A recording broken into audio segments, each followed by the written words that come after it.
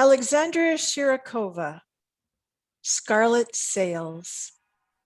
Scarlett Sails, Alexandra Shirokova. It is summer of 2014, and it's been a while since I made a lateral geographic jump and left my home in Russia to continue studies in Canada and taste the flavors of international life. But home is home, and it tends to be pulling you back. So here I am again in Moscow, cruising the familiar labyrinth of streets and paths when I make a deliberate turn and head straight to my junior high school. I always come here when I visit, and my heart starts racing. It's been years since I graduated, but something about it keeps luring me back. I know what it is. It's the reminiscence of the first true love that got forever engraved on my heart. I take a breath, and now I continue around the school towards a tall apartment building where he used to live.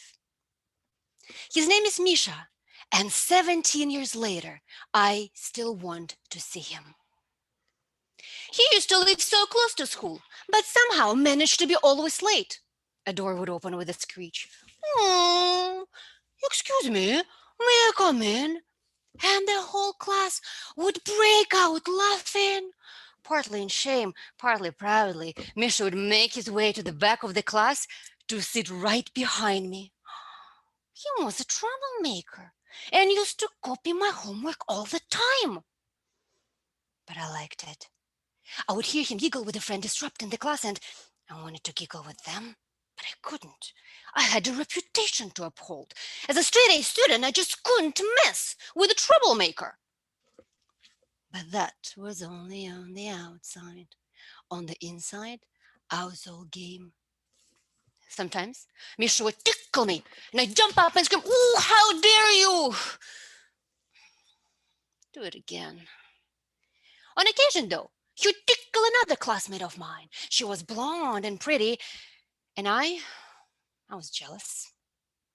But then he would make it up to me, and at a school party, invite me for a slow dance.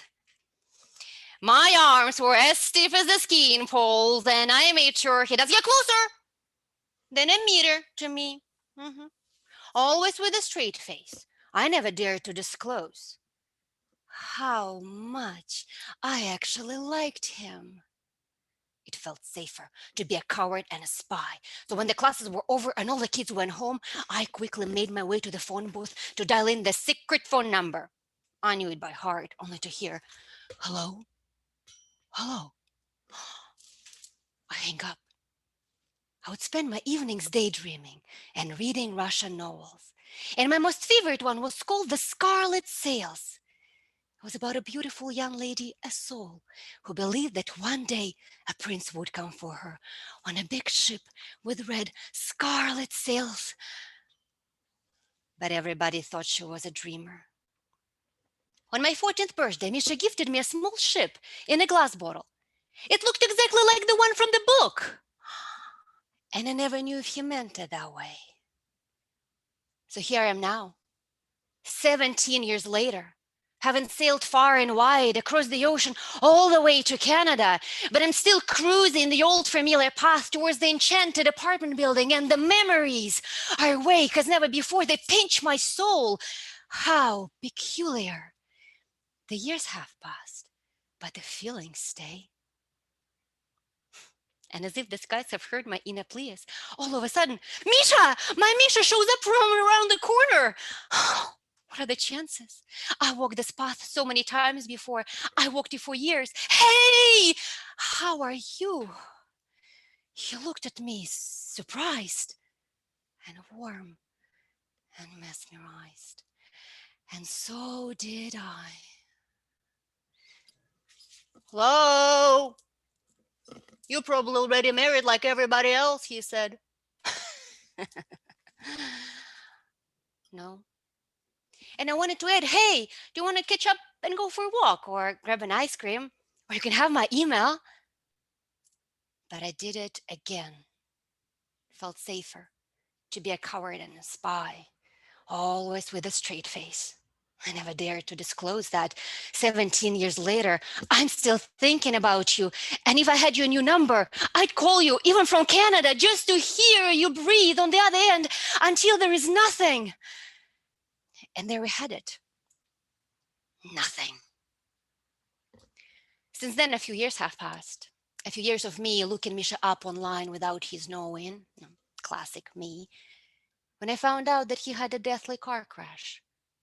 And with him, gone were all of my ephemeral hopes. The video from the dashboard cam became available online. No one knew that across the ocean, all the way in Canada, I would be playing it on repeat. How peculiar. A person is gone, but the feelings stay. But there is one more thing that stays. It's a small ship in a glass bottle.